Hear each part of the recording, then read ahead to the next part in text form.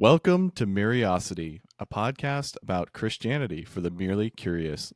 My name's Trevor Cook, and I'm your host today, but I am joined by Andrew Bass, my dear friend and also co-founder of Myriosity.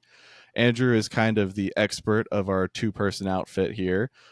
He has been very experienced in the matters of theology, being a master's candidate at Southeastern Baptist Seminary. He is currently working in the ACNA. He is a youth minister, and he is on his way towards writing several new articles for the Anglican Compass very soon. So he is really ultimately the combination of a hobbyist, an academic, and a professional now. So very proud to have him here. Today we'll be talking about the Council of Chalcedon. As you may know, we've been making our way through the ecumenical councils. We have been discussing all sorts of topics related to theology that have basically echoed since the beginning of the early church on to today. And many of the ideas that we're going to be discussing are believed by a majority of Christians around the world. So as we get into it, I'm just going to let Andrew take it away, give us a synopsis of what we will be discussing and how exactly this fits into the historical context of where we are after last time. All right. Thank you, Trevor. So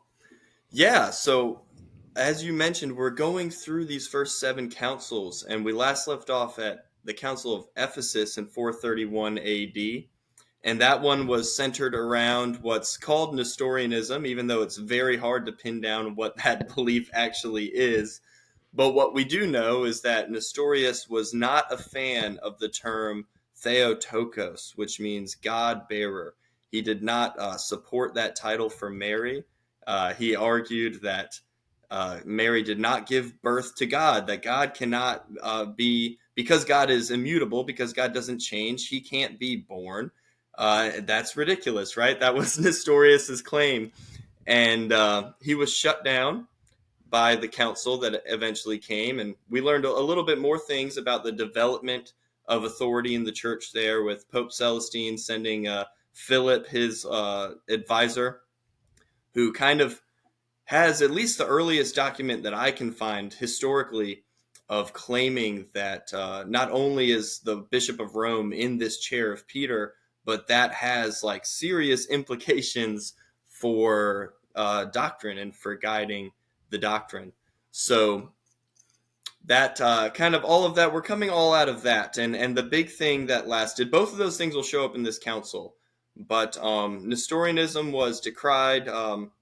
It became kind of a curse word. There weren't, at least for some people, not the Assyrian church who venerates him, but that idea was thrown away. They said, no, Mary is the God bearer. That doesn't mean that God changed, but God did become incarnate. Like Christ, it became man, and Mary gave birth to God. If Jesus is fully man and fully God, then that's what it is. And Mary is worthy of that title, Theotokos. It doesn't apply any divinity to her, but it does verify the divinity of Christ as man and fully God.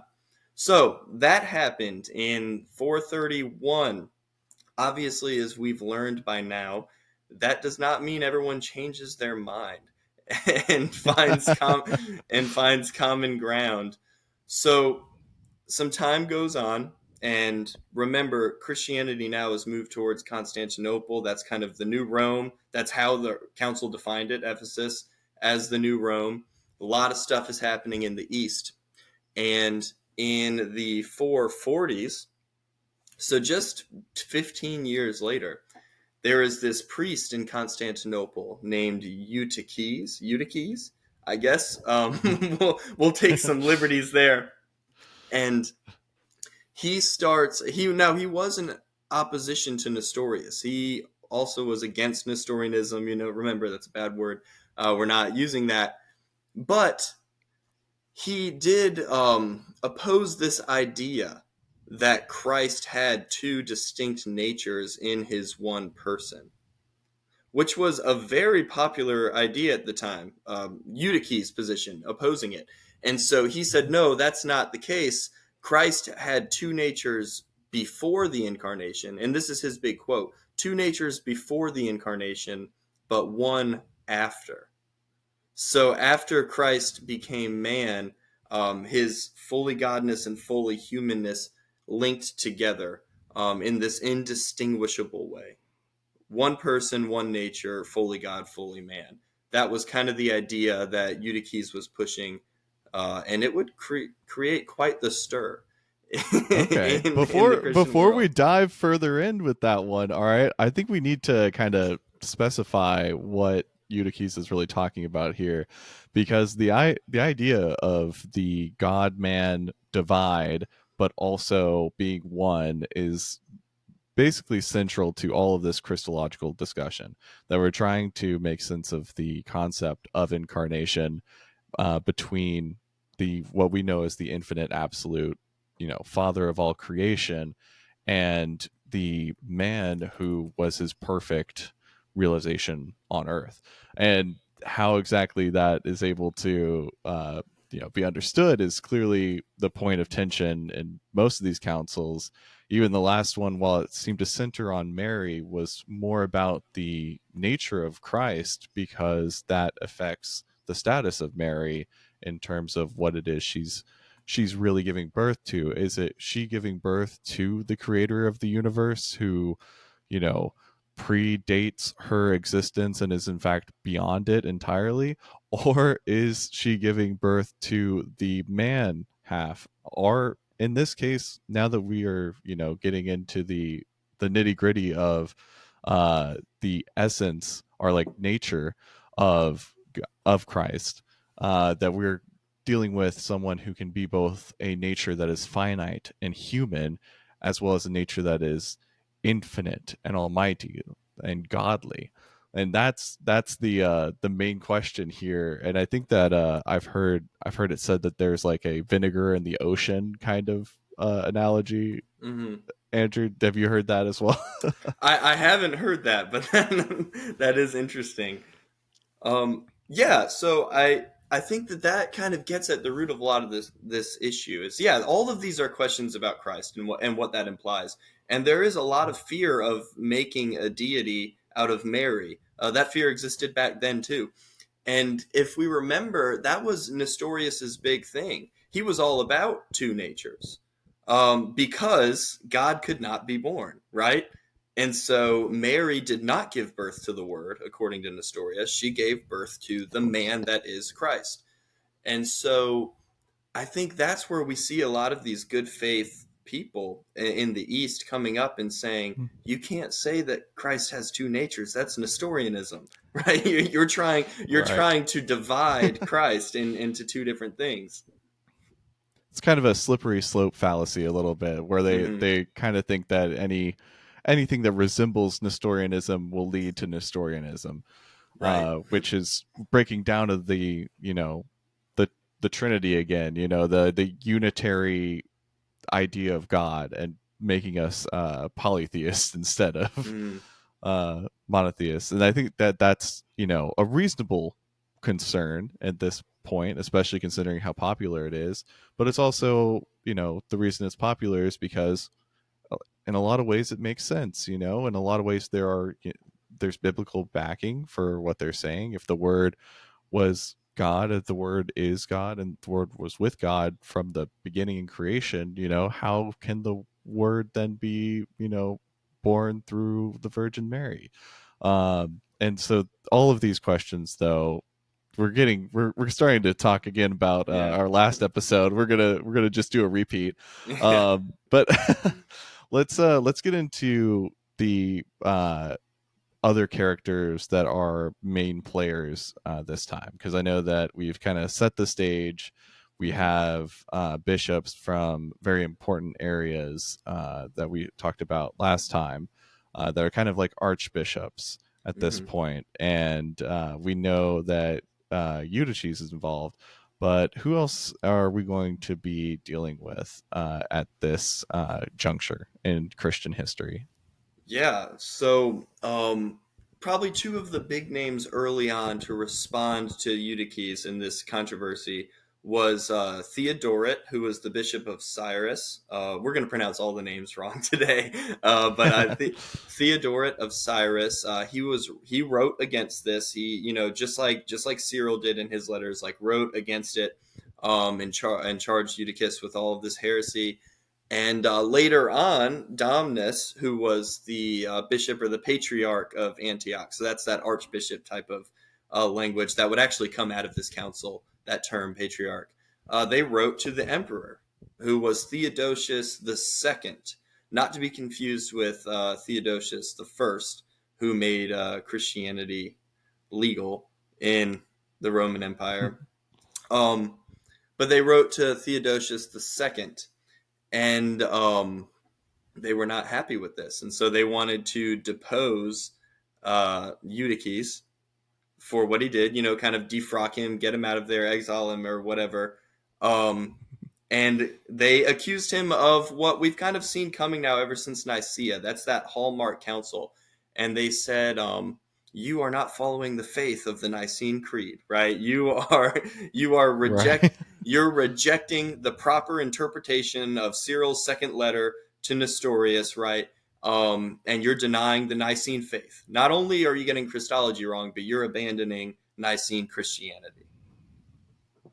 Yeah, I mean, it's the easiest thing to point to, because when we have a creed and when we have been trying to maintain that creed and stick to it, it's the easiest evidence against potential heretic. So in this conflict, though, as usual, we have the Roman emperor being involved, kind of to, in some way, seek a peaceful outcome.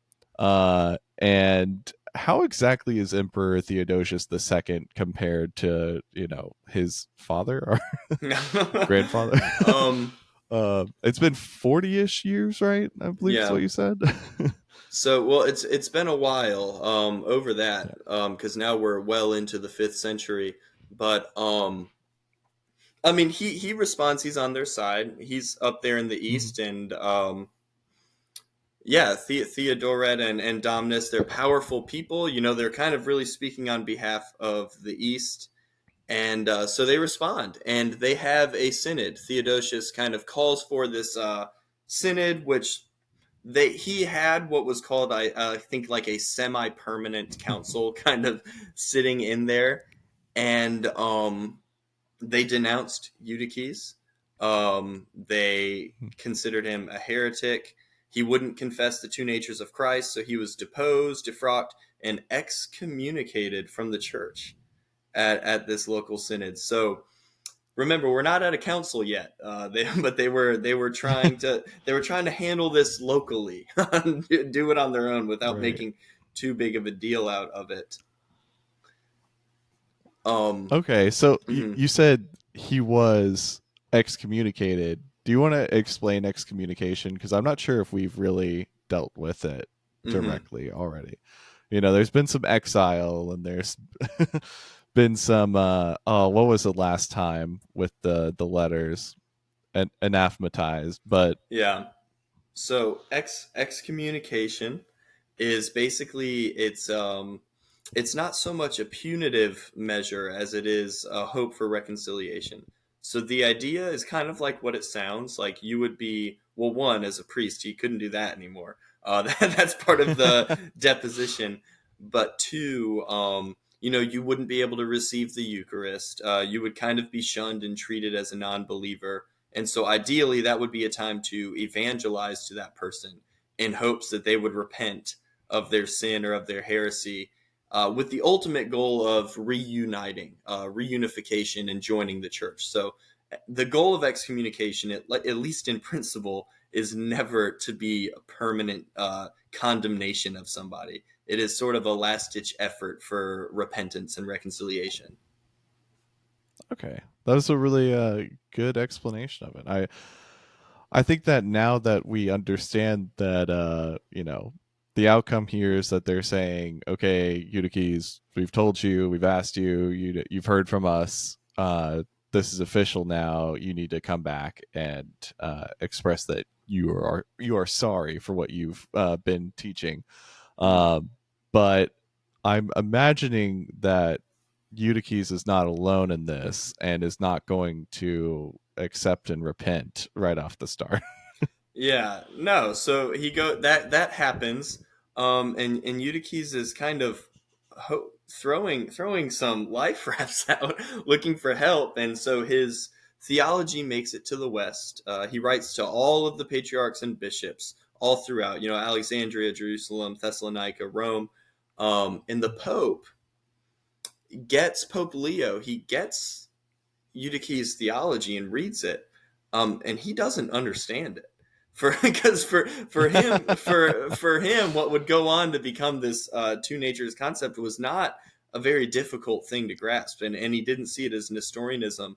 And this is where we're going to see this rift between theology in the East and the West, where there's just been so much work built off previous work that Alexandria and Rome, it can be kind of hard to understand things that they're fighting over or holding on to so dear. And so, yeah, the Pope kind of doesn't really get it, doesn't get the problem. So things carry on in the East. And the synod happens, which, remember, just a synod. The Emperor Theodosius in 449, he called a general council with hopes that this would be received as an ecumenical council. And this was actually called to be in Ephesus. And so the goal was the Second Council of Ephesus in 449, just about 20 years after the first. Something tells me that this doesn't actually get recognized, considering it's not the title of our video. No, yeah, it does not make it. It was a disaster from the start. So the Pope gets an invitation to this council. Leo, he doesn't go. And he doesn't go because it's precedent. Remember, Celestine didn't go to the Council of Ephesus, the first one. And so the Pope, in staying in line with precedent, that at this time, the Emperor called the council, and the Pope would get all of the canons, and he would sign off kind of on behalf of Rome, or on behalf of the whole church, if you ask a Catholic. And that would kind of be it. His job would be to approve the council, but not to show up and participate in it. A guy named Dioscorus of Alexandria, he was the Bishop of Alexandria, he oversaw this council, and this is going to be kind of telling of how all of this goes and Chalcedon goes. But they got there, and 42 of the bishops that were coming to defend Eutychus were banned on arrival, and they were labeled participants without a vote. Wow. Or actually, okay, so I just had a brain fart. It was the other way around. Eutychus was getting support from Dioscorus, and so there are lots of wows to come in the council. But the bishops, that's because this is the East, right? Yes, the Alexandria from the East is coming in to help support the Eastern view. Yes. So and it's another council in the East. But I just said it backwards. So 42 bishops from the home synod that excommunicated Eutychus, they were instantly banned and were not allowed to vote. And so it was kind of just a quick, Eutychus view. He was like, what I believe is orthodox and in line with the Nicene Creed. And they're like, okay. And he was proclaimed orthodox. And did I hear that they didn't even read the Pope's letter? Like it, yes. No one even listened to what the Pope said or sent, to the council. That was just a foregone conclusion that he was going to disagree and not understand. Yeah. So, I'm imagining that we're gonna have another case of a Theodosius going, no, that doesn't count as a council. That's not what I was looking for. You didn't do it right. Let's try again. Yeah, so that's basically what happens. And actually, the bishops that wrote to this, I think it was Eusebius of Constantinople and Flavian, the guys that tried to organize this and bring the charge against Eutyches, they were deposed. And so they were kind of stripped of their priestly duties. in this little sham trial that went on to defend Eutyches. Um, so clearly, Emperor had opposition to this council or to the synod that happened prior, and deposed anyone who tried to excommunicate Eutyches or continue with the deposition, and said, "A matter of fact, you guys are sowing division, and so you're going to be deposed." Um, and this was an ecumenical council, according to the emperor, and some still hold to, not the Catholics or Protestants or Eastern Orthodox, but some still hold to this council. And all of this changed in 450 AD because Theodosius II died. And yeah, See, so this is one that we haven't had before, where we had mhm, the title of the emperor pass during a kind of the conflict of a council. mhm. So I'm interested to see how this affected or changed the outcome. Mm-hmm. Yeah, so Theodosius dies in 450 AD, and his older sister married a fellow named Marcian, and now they kind of became emperor and empress out there in the east. So after this happened, there was actually relative peace um, in the east, and the west, was still not heavily involved in this, but a lot of the guys that were involved in supporting Eutyches kind of relented, recanted, got over it. Even Eutyches kind of got over it a little bit. Um, Now, two guys, Dioscorus, the guy who was overseeing the council, and Juvenal, if that's how you pronounce it, the Bishop of Jerusalem, they didn't recant, but that was kind of it. There weren't many holdouts. But the emperor gets what the emperor wants. And at this point, Marcian wanted a council. He was a big fan of Pope Leo over in Rome. And so he said, there's going to be one. And so finally, after two failed attempts in 451 AD, the Council of Chalcedon began. All right. So now we have arrived at well, our title card, and we're ready to have a proper ecumenical council. Who's going to show up for this at this point? After everything that's gone down, is Eutyches going to be there? Is the Pope like? So no, the Pope doesn't show up, but there is good representation here. I don't remember it off the top of my head, but they sent bishops in from everywhere, and they didn't silence an entire region of them. But Okay, good. So yeah, the council was actually supposed to be in Nicaea, and it was supposed to be the second Nicene Council. oh But wow, okay. yeah, and this is just a small. This is postscript, really. This isn't that relevant to what happens, but there was some war going on and invasion from the Huns, and so they had to kind of move the council to better fit the emperor and his wishes. So it was moved to Okay. Chalcedon, and that's where it began. Um, we had about Nothing like a oh forecast of war to really make you yeah change your plans for the council. I guess. yeah. I mean, it makes sense that sometimes that would happen in this situation, but geez, yeah, okay. Well, in that case, now that they are moved to Chalcedon, I'm imagining that things are, there's better representation in the east and west, and hopefully there's some discussion about how that relationship's going to work out in the future. Yeah, so there were as many as 500 or so bishops present in this council. And the first three sessions of the council were dedicated to discussing the prior synod and the following, what had come to be called the Robber Council. So that was Pope Hmm. Leo's response, was that this was just, a sham. It was a robber council, the one in Ephesus that Hmm. they tried to have. He said, "You didn't read my letter. There A was den of no thieves now. yeah, Yeah. there was no discussion. This was a clear like political plot to preserve unity, yes, but also just to save Eutyches from the synod that had happened. So they discussed Hmm. those two things. Um, and then they got on to their bigger duties, the actual doctrines that they had to get into. Right. Okay. And so now getting into the real doctrines, we're going into the discussion the nature of Christ. We're not just deposing people. And so are we going to be making some changes to potentially the church structure? Are we going to elevate any of the Eastern, seats or patriarchs right now? Um, is that going to be part of this?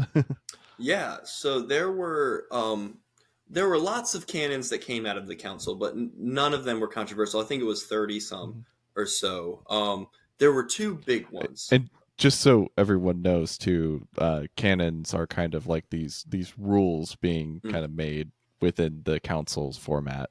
It may sound weird because we think about biblical canon generally when hmm we hear that, but it has a further meaning in like a church legislative way. Essentially like the Yeah, passing of a law. Um, but yeah, yeah. sorry, back to you. Articles, pronouncements, yeah, whatever you want to call them. So there were that is a helpful distinction. So there were two main ones, and one that I just think was fun. This is the first mention of monks and having to be celibate. So that was one of the canons in the Council of Chalcedon, that monks had to be celibate; they could not get married. Um, Well, but they the also talk about them not being able to hold a position of power, right? Or like, so that's like a way to get rid of a like secondary heir or something is to have them take the cloth, join the church. Oh, I'm not sure. You've dove deeper into the canons than I have, but Oh no, I just heard that leading up to it, and I may have known it more from video games I played, but okay. Yeah, I don't know. I just know celibacy is mentioned, I think, for the first time here. But the two big statements that were controversial then and are controversial now. Um, Mhm. the first one endorsed emphatically the two natures of Christ. So two distinct natures, fully human, fully God, in the one person of the Godhead that is Christ, God the Son. They reaffirm the term Theotokos, so Mary is the mother of God. That's how this works. And then they said, like, this is the interpretation of the Nicene Creed, the faith of the apostles, the proper way to read. I don't know, Cyril's second letter, but kind of just all in line with what came before. So Right. yeah, that was the first affirmation. Um, Well, I do like, and I just want to point this out quickly. I like that they reaffirm the previous council. I feel mhm, like that's been a consistent part of the councils, and it kind of helps that feel more like they are a series. Like it is a set mhm, of beliefs that is consistent with the previously pronounced uh, canons, or you know, the previously pronounced beliefs. Right. right. Yeah, definitely. This was something that was on their mind. They saw these things as linear, as authoritative over the church, guided by the Holy Spirit. And so definitely, so they affirmed that, said this is in line with everything. And then they did a little bit more on their previous talk about Constantinople being the new Rome. And so they said, Constantinople is equal to Rome in authority. They say something along the lines of, like, Rome is greater in honor, but that's just kind of an honorable thing. Kind of like as Anglicans, would look to the Archbishop of Canterbury and say, yeah, first among equals, or something like that. Um, so they said Constantinople is equal to Rome in authority, and if a bishop in the East is having a problem that they can't solve, then they can come to the Patriarch of Constantinople, and we'll solve it. And we can handle that on our own. We don't need to take this to some other authority, i.e., the Bishop of Rome. Ah, okay. We have the two-headed snake. We Hmm have two first among equals. Yeah. I like the structuring of it, but because I'm sure that this has been an annoying quality for a while at this point of having to write to Rome and wait for responses, especially when you're writing all the way from Alexandria, for example. So I'm sure that's going to be helpful in some means practically, but I can only imagine that it's sowing the seeds for future issues between Mm-hmm. the East and West and more schismatic thought that will come out of this division. Not only do we already have kind of Mm-hmm. a situation where the Pope doesn't really understand the conflict that's happening in the Eastern churches, but that there is now a further growing issue now of the divide between powers of the East and West. Mm-hmm. This is going to be interesting. Yeah, and sooner than some might think. Uh, so so yeah, those were the pronouncements of the council, the canons that they issued, and it was really those two things that were the big ones. And this message makes it over to Pope Leo, who usually was pretty. Sorry, my phone was just started going crazy, but usually Pope Leo was pretty quick in responding, and Mhm. 6 months had gone by. And he hadn't, Oh no, yeah, and they hadn't gotten a word from the Pope. left And on red. yeah, quite literally. And so he ultimately, I don't know if relented is the right word, but he relented. He accepted the teachings, primarily the teaching of Christ having two natures, of Mary being the Theotokos, all of that, and that it wasn't Nestorianism, right? That was a different thing. That Mhm. this didn't step on that. But he did not affirm all of the canons. Ooh, Yeah. that's it's not really a voting ballot. It's supposed to be a yes or no to the council as a whole. That's a little Hmm. concerning. Yes, exactly. And they actually wouldn't for a while. The Catholic Church wouldn't for really until the 13th century, like formally and officially embrace all of this. But yeah, at this time we see, remember, we talked about Philip, the guy representing the Pope, and he had this beautiful statement about the Bishop of Rome inheriting Peter's office as the leader of the apostles, the defender of orthodoxy, and all this. And this had only grown in the last 20 years in Rome, for whatever reason that may be. Whether it's true Mhm. entirely, and that's been handed down, or whether it had something to do with Rome's depleting influence. Maybe this was seen as an offense. I mean, I'm sure, regardless, it was seen as offensive by Pope Leo. But yeah, there was this idea that you can't do that. Like, the Pope is the defender of orthodoxy. How can someone else be on equal level as the Bishop of Rome? As always, it's harder to take away power than it is to grant it to Mm-hmm. someone. I think it's really interesting that this is kind of the outcome we're getting now, because originally the way we were seeing it is that the problem is sourcing from the east. Like Mm-hmm. we have an issue with bishops that have a an unorthodox view of what we consider already to be creed. Mm-hmm. But then now the real issue is that now we're establishing a council, and we brought together possibly one of the most highest number of bishops too for discussion this time. Mm-hmm. And there's been an agreement made. The issue is now lying with our defender of orthodoxy in the West. Mm-hmm. So what is going to be the immediate impact now that the council's decisions are out? Kind of how does this shake out once the Pope's response is read, is received? Yeah, so the doctrine in and of itself was fine in the West. It was really that canon, and I believe it was Canon 32, about Mm. this authority, and they were not down with that. And so it just took a while. And even in the East, what is the Eastern Orthodox Church? They wouldn't fully accept this council until about 100 years later in the 6th century. Hmm. And as a whole, the East did not like this. They heard this teaching of the two natures of Christ and were Mhm. screaming Nestorian. Like this is Nestorianism all over again.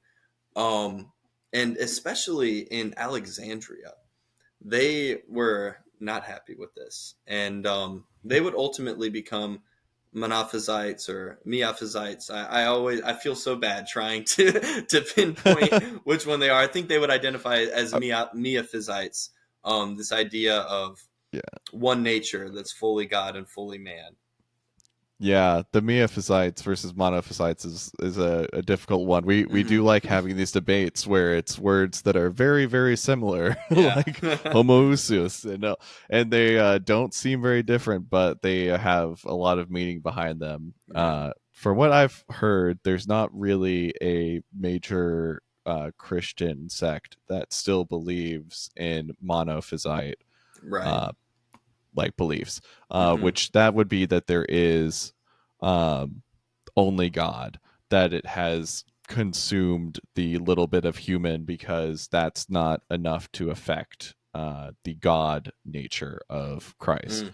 So that Yeah. his human incarnation is really just a drop in the pool. Um, Yes. Okay. And that would make and then sense.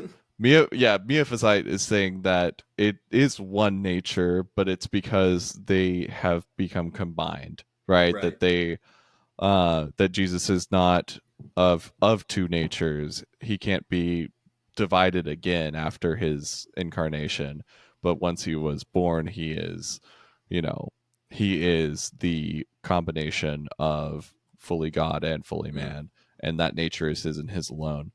And I think that explanation starts to make more sense of this debate, Mm. and we start seeing that there's less difference between the two points of view. But that's what happens when you always argue over the very little pronunciations. Yeah. Well, and thank you for that distinction. I guess those prefixes are helpful too, mono and mia. Yeah. But yeah. So ultimately, the Eastern Orthodox Church and the Roman Catholic Church come to accept this council.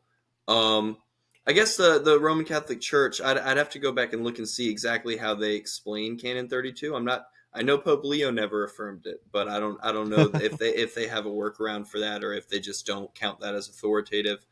Um, but yeah, ultimately, it takes a long time, but it works out, and that council kind of carries on and is recognized as ecumenical, and by Protestants too, right? Magisterial Protestants.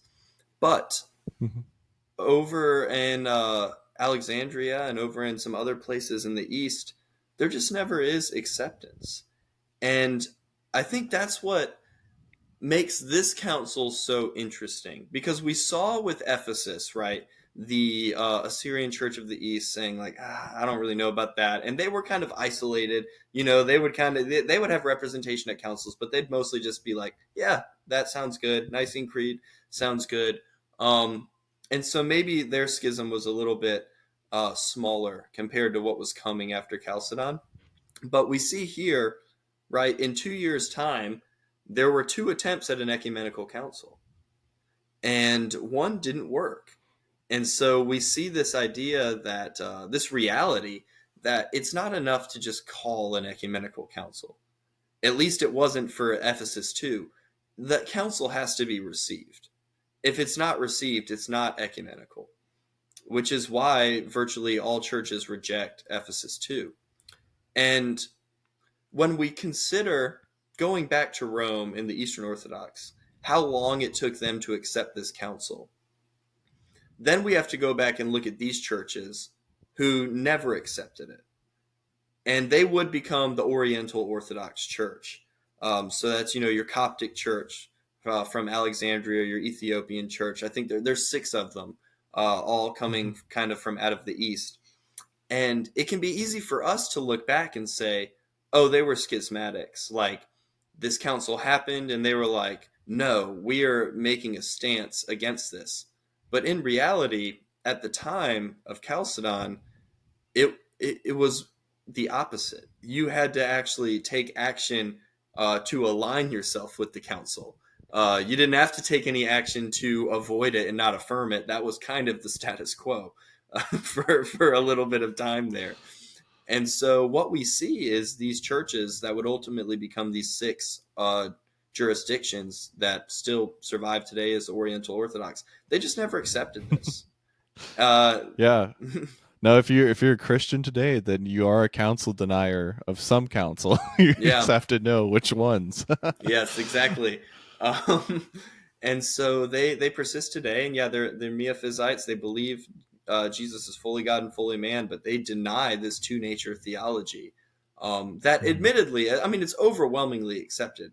Again, by the all major branches of Christianity, the Yeah. Catholics, the Orthodox, and the magisterial Protestants. But just to be fair to the historical context, it's not so much that they jumped off a ship. Um, it's more so that they just chose not to get on a ship that seemed to be created, and wasn't a, and wasn't a very popular one at that. Right. Well, all right. Now I think we need to just reflect on what's happened and kind of get an idea of what the impact this has on like Christian theology today, because we've seen the decisions in Chalcedon have immediately started within itself a schism. It's created tension in the West with the Pope and his position. Now we are dealing with kind of further from that.